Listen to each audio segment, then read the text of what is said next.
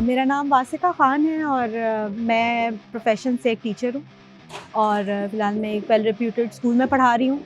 और मैंने मार्च 2024 में बाइक चलाना शुरू की और अब मेरा ज़्यादातर सफ़र बाइक पे ही होता है।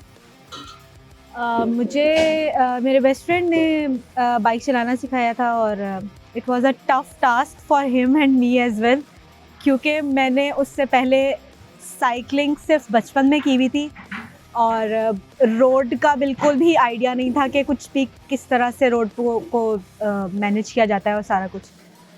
और मुश्किल था काफ़ी।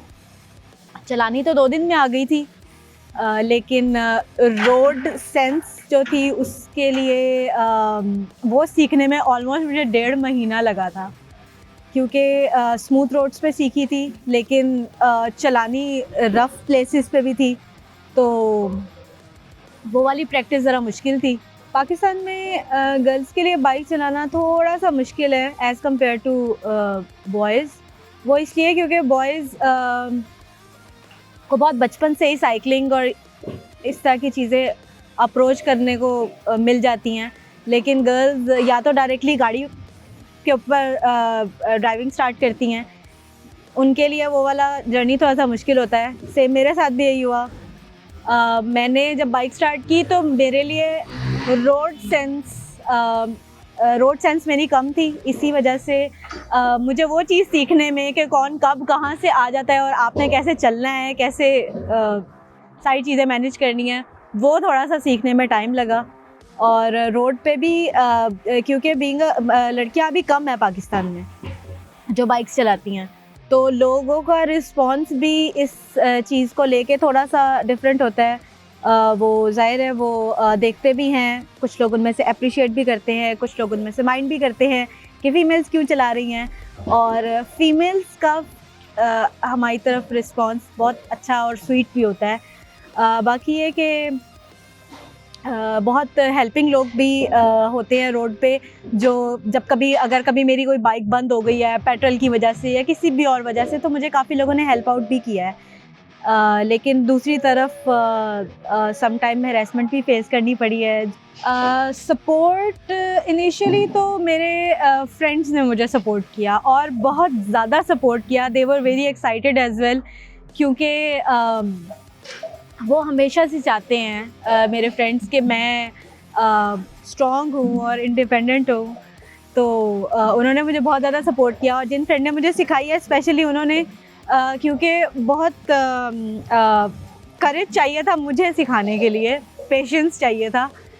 तो और मेरी जो 2 फ्रेंड्स हैं उन्होंने भी मुझे बहुत ज़्यादा वो मोटिवेट करना और सारा कुछ उन्होंने मुझे बोलना कि हाँ तुम बहुत अच्छा कर रही हो। मैं उन्हें वीडियोस बना के भेजती थी, जब भी मैं उन्हें बताती थी कि आज मैंने ऐसे ऐसे बाइक चलाई है। मेरे फ्रेंड्स ने मुझे बेसिकली इनिशियली मेरे फ्रेंड्स ने ही सिर्फ मुझे सपोर्ट किया, और फैमिली को मनाने में थोड़ा सा टाइम लगा, क्योंकि उनके लिए थोड़ा सा डिफरेंट था, क्योंकि फैमिली में और कोई लड़की बाइक नहीं चलाती थी, तो उनको एक्सेप्ट करने में और सपोर्ट करने में थोड़ा सा टाइम लगा। लेकिन हाँ, अब फिर with the passage of time मेरी फैमिली भी मेरे साथ बहुत ज़्यादा सपोर्टिव मेरे लिए थी। और जब मैंने न्यू बाइक परचेज़ करनी थी, तो मेरे फादर ने सारा प्रोसेस देखा था। फर्स्ट बाइक मैंने खुद ही अपने फ्रेंड्स के साथ जाके ली थी, लेकिन सेकंड बाइक जो मेरी न्यू बाइक है वो मेरे अब्बू ने मुझे सारा उसका प्रोसेस करके दिया था। बाइक सीखना, मैं तो कहती हूँ कि फ़ीमेल्स के लिए बाइक सीखना बहुत ज़रूरी है, इसलिए क्योंकि एक तो सबसे इकोनॉमिकल ट्रांसपोर्ट है। जब मुझसे कोई पूछता है कि सीख सकती हैं फ़ीमेल्स, तो मैं कहती हूँ बिल्कुल सीख सकती हैं। मैं चला सकती हूँ तो कोई भी फ़ीमेल चला सकती है, कोई मुश्किल बात नहीं है। बेहतर है कि आप अपने घर में से किसी से सीख लें। मुझसे भी कोई अगर सीखना चाहेगा, जैसे मेरी फ्रेंड की छोटी बहन ने मुझसे सीखने की कोशिश की है, तो सीख सकती हैं। मैं भी सिखा सकती हूँ। बाइक कंपैरेटिवली इकोनॉमिकल है, क्योंकि जो मिडिल क्लास जॉब करने वाली ख़वातीन होती हैं उनके लिए क्योंकि देखिए गाड़ी हर किसी के लिए अफोर्डेबल नहीं होती है, मेरे लिए भी नहीं थी, इसीलिए मैं बाइक की तरफ आई थी।